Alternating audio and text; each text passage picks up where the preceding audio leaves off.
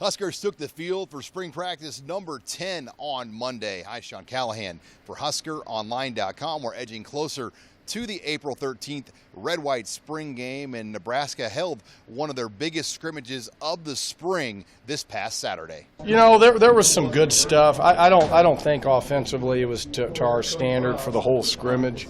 28 did some good things. Wyatt Missouri did a few things. He's been able to go out there more consistently. So it was probably just flat after that, just not as consistent. But when you take 2 days off, you got to be able to come back on Saturday, and the timing's still got to be able to be there. Obviously offensively is a timing-based deal, so we got to keep going out here and grinding it out and getting more consistent in what we do.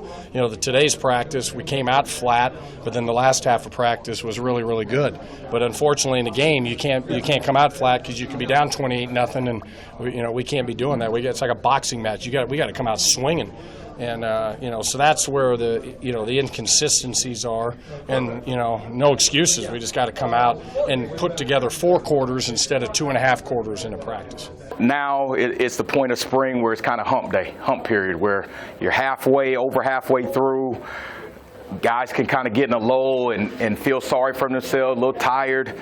Man, we can't have that. We got to see guys fight through. We've got to see guys have a sense of urgency out on that field.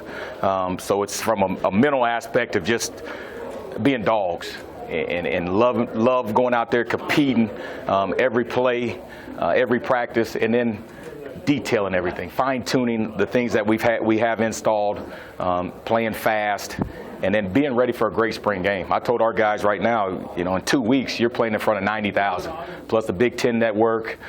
Parents are going to be here. Get yourselves ready for that game, and you do that by how you prepare each time we're on that field.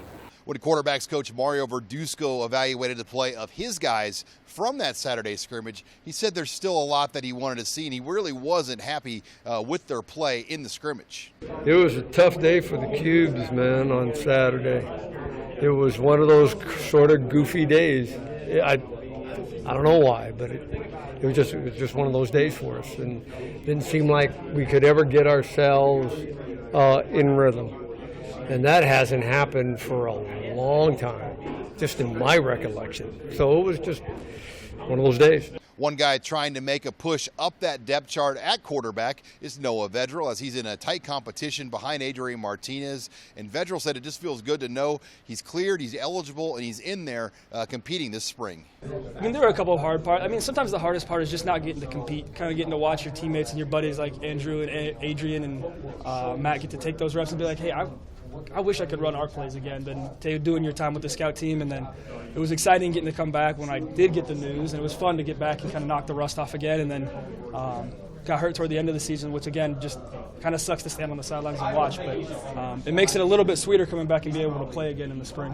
Andrew Bunch is another guy in that quarterback race, and Bunch contemplated on leaving Nebraska at one point, has decided to stay, and it's something Verduzco said he's very happy about. I was fired up, man. He called me, I think it was maybe the week before we got back.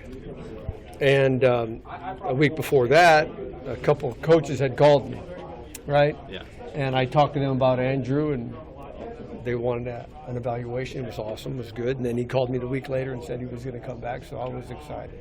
Having a young guy like that around is just invaluable, just because of the type of person he is, number one, and number two, just in terms of the numbers for us, of guys who's had reps in practice and in games. So it was good. The tight end position's pretty established for Nebraska, but one of the guys trying to make a run for more reps has been Katarian LeGrone.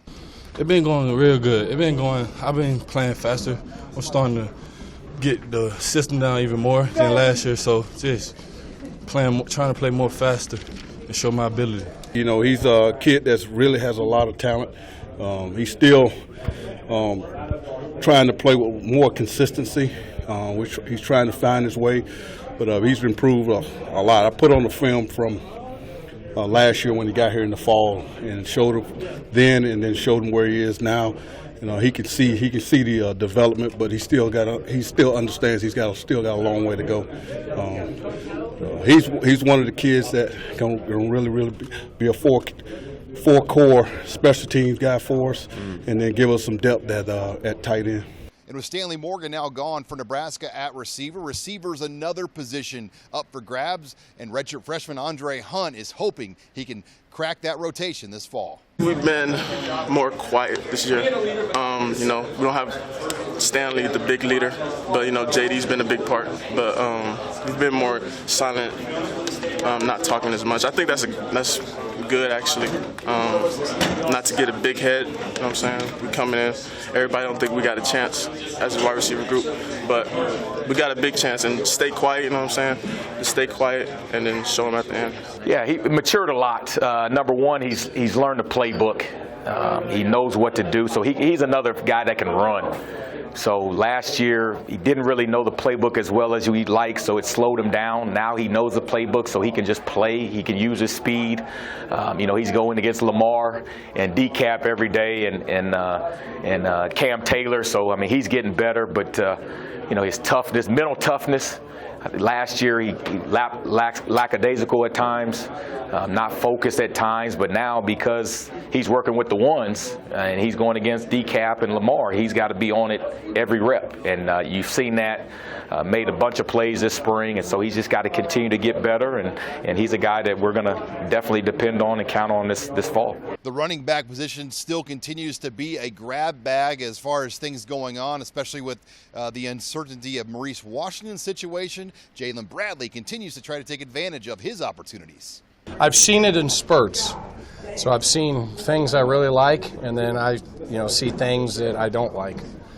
So he has to continue to understand what's happening up front with the blocking scheme. I'd like to see him play lower. I think he runs too high. So he's got to, I told him, I used the Roger Craig analogy. He's got to get low and get his knees up and run through the smoke, we call it, through the hole. He was just a little too high on some stuff on the scrimmage components on Saturday. But, he knows what he's doing.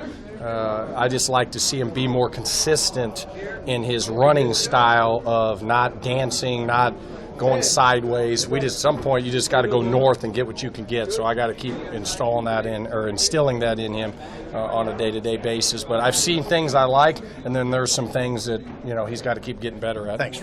And finally, Nebraska made it official on Saturday with the hiring of Fred Hoiberg as the new basketball coach. And even though these guys are not with the basketball program, a lot of excitement in the locker room around the hiring of Hoiberg.